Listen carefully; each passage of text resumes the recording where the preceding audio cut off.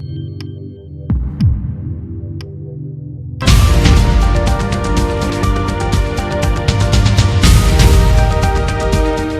ದಿವಸ ನಾನು ನಮ್ಮ ಜಿಲ್ಲಾ ಕಾಂಗ್ರೆಸ್ಸಿನ ಕಾರ್ಯಕರ್ತರ ಬಗ್ಗೆ ಎರಡು ಮಾತುಗಳನ್ನು ಹೇಳಬೇಕು ಮತ್ತು CM ಸಿದ್ದರಾಮಯ್ಯನವರು ಅವರ ಗಮನ ಸೆಳೆಯುವ ಇರಾದೆಯಿಂದ ಈ ಒಂದು ಪ್ರೆಸ್ ನೋಟ್ ಮಾಡ್ತಾ ಇದ್ದೇನೆ.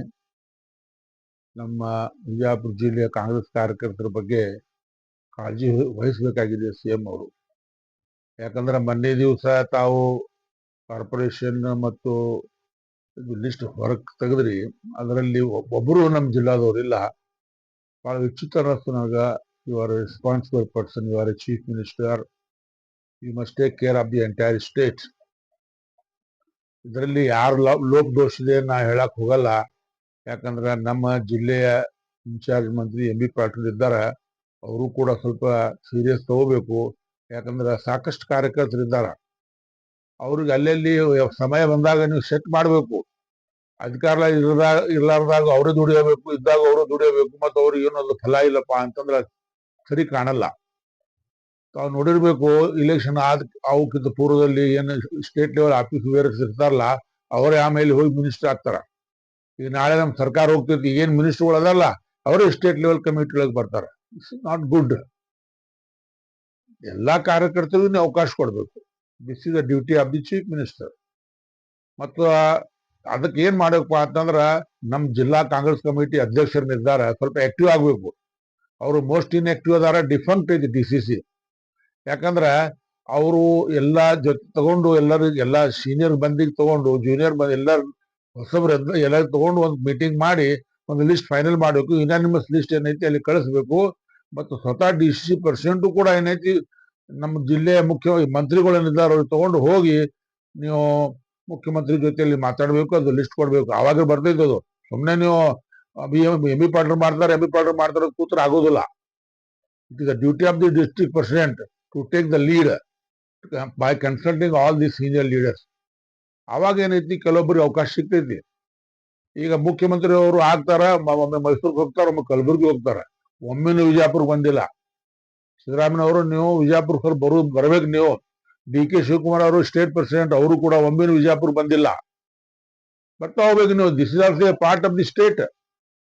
ನಮ್ಗೆಲ್ಲ ನಿಷ್ಕಾಳಜಿ ಮಾಡಿದ್ರಪ್ಪ ಅಂತಂದ್ರ ನಾಳೆ ಮತ್ತೆ ಇಲೆಕ್ಷನ್ಗೆ ನಾವು 7 MLA ಕೊಟ್ಟಿವಿ, ಇನ್ನ ಏನ್ ಕೊಡ್ಬೇಕು ಈ ಜಿಲ್ಲೆಯವರು?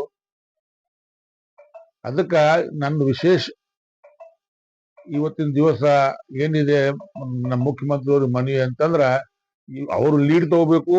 ಇಲ್ಲೆಲ್ಲ ಕಾರ್ಯಕರ್ತರಿಗೆ ಅಲ್ಲೆಲ್ಲಿ ಸೆಟ್ ಮಾಡ್ಬೇಕು. ಅದ್ ಮಾಡಲೇಬೇಕು, ಬರೀ ಮಾಡ್ಬೇಕಂತಲ್ಲ, ಮಾಡಲೇಬೇಕು. ಯಾಕಂದ್ರ they should get the benefit of the government.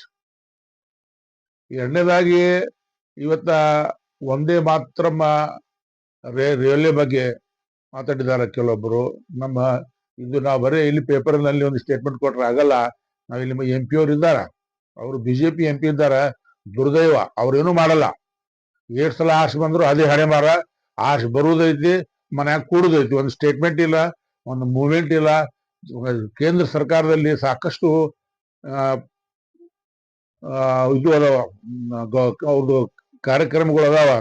ಅದರಲ್ಲಿ ಏನೈತಿ, ಒಂದೆರಡು ಕಾರ್ಯಕ್ರಮ ನಮ್ಮ ಜಿಲ್ಲೆಗೆ ತರುವಂತ ವಿಚಾರ ಮಾಡಬೇಕು ನೀವು MP ಅವರೇ.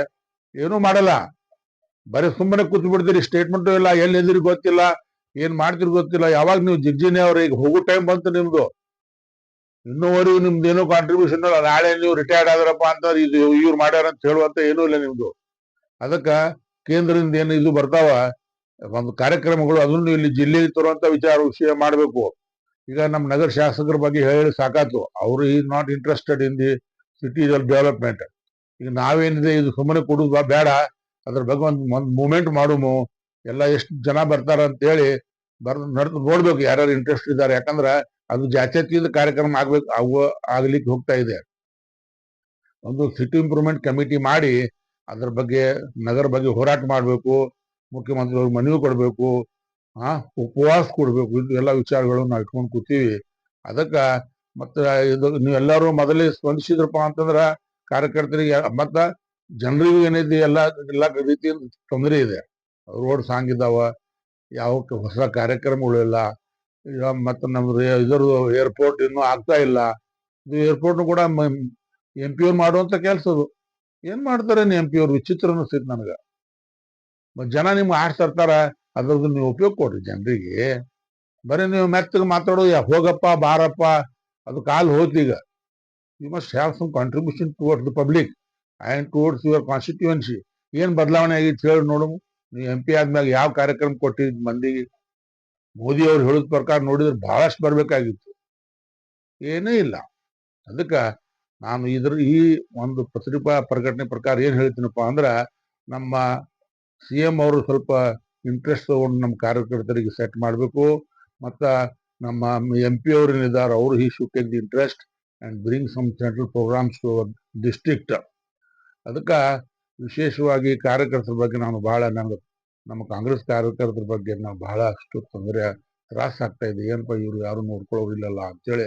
ಅದಕ್ಕೆ ಜಿಲ್ಲಾ Congress committee must take the lead and you must go to the state chief minister along with our KPCC president. ಅವ್ರು ನಮ್ಮ ಕಡೆ ನೋಡಾಕತ್ತಾ ಇರಲಿ ಯಾರು, ಯಾಕಂದ್ರೆ ಅವ್ರು ಹೇಳೋರು ಯಾರು ಇಲ್ಲ. ನಾವು ಎಲ್ಲರೂ MB ಪಾಟೀಲ್ ಕಡೆ ನೋಡ್ಕೊತ ಕೂತೀವಿ. MB ಪಾಟೀಲ್ ಅವರು ಇದು ಇಂಟ್ರೆಸ್ಟೆಡ್ ಇನ್ ಡೆವಲಪ್ಮೆಂಟ್. ಕಾರ್ಯಕರ್ತರ ಬಗ್ಗೆ ಅವರು ಮುತುವರ್ಜಿ ವಹಿಸಬೇಕು. ಅವ್ರಿಗೂ ನಾವು ಹೇಳ್ತೀನಿ, ಇದ್ರ ಬಗ್ಗೆ ಮನವಿ ಮಾಡ್ತೀನಿ. MB ಪಾಟೀಲ್ ಕೂಡ you should take the lead for the workers. ಒಬ್ಬರು ಬಂದಿಲ್ಲ ಕಾರ್ಪೊರೇಷನ್ ಒಳಗ, ಬೋರ್ಡ್ಸ್ ಅಂಡ್ ಕಾರ್ಪೊರೇಷನ್ ಚೇರ್ಮನ್ ಒಬ್ರು ಮಾಡಕ್ ಆಗಲ್ಲ. ನಿಮ್ಗೆ MB ಪಾಟೀಲ್ ಹೇಳಿ, ನೀವ ಹೇಳಿ ನೋಡಬೇಕು. ಎಷ್ಟು ನೆಗ್ಲೆಕ್ಟ್ ಮಾಡ್ತೀರಿ ನೀವು ಕಾರ್ಯಕರ್ತರಿಗೆ. ಪ್ರತಿ ಸಲ ನೀವೊಬ್ಬರು ಮಂತ್ರಿ ಆಗ್ತೀರಿ, ಅದೊಂದು ನಮ್ಮ ಮೈನಾರಿಟಿ ಒಂದು ಟಿಕೆಟ್ ಕೊಡ್ತೀರಿ, ಅದು ಡಿಫೀಟ್ ಆಗ್ತೈತಿ, ಖಲಾಸ್. ಮತ್ತ ಅವ್ರ ಮಗನಿಗೆ ನೀವು ಚೇರ್ಮನ್ ಮಾಡ್ತೀರಿ. ಇದಕ್ಕಿದ್ ಬಿಟ್ಟು ಬೇರೆ ಅಚೀವ್ಮೆಂಟ್ ಏನೈತಿ? ಅದಕ್ಕೆ ನಾನು ಈ ನಮ್ಮ ಮುಖ್ಯಮಂತ್ರಿ ಅವರಿಗೆ ವಿಶೇಷವಾಗಿ ನಮ್ಮ ಜಿಲ್ಲೆಗೆ ಮೇಲಿನ ಮೇಲೆ ಭೇಟಿ ಕೊಡಬೇಕು, ನಮ್ಮ ಕಾರ್ಯದ ಬಗ್ಗೆ ಮುತುವರ್ಜಿ ವಹಿಸಬೇಕು. KPCC ಪ್ರೆಸಿಡೆಂಟ್ ಕೂಡ ಮೇಲಿನ ಮೇಲೆ ನಮ್ಮ ಜಿಲ್ಲೆಗೆ ಬರ್ಬೇಕಂತ ಇನ್ನೂವರೆಗೂ ಇಬ್ರು ಬಂದಿಲ್ಲ. ಈ ಸಲ ಮುಖ್ಯಮಂತ್ರಿ ಆದ್ಮ್ಯಾಗ, ಉಪಮುಖ್ಯಮಂತ್ರಿ ಆದ್ಮ್ಯಾಗ ಒಂದು ಕಾರ್ಯಕ್ರಮ ನಮ್ಮ ಪಕ್ಷದಾಗಿಲ್ಲ ನಮ್ಮ ಜಿಲ್ಲೆಯಲ್ಲಿ. ಅದಕ್ಕೆ ಇಬ್ಬರು ನೀವು ವಿಜಯಪುರ ಬರ್ಬೇಕಂತ ಬಯಸಿ ನಮ್ದು ಎರಡು ಮಾತು ಮುಗಿಸ್ತೀನಿ. ಜೈ ಹಿಂದ್, ಜೈ ಕರ್ನಾಟಕ.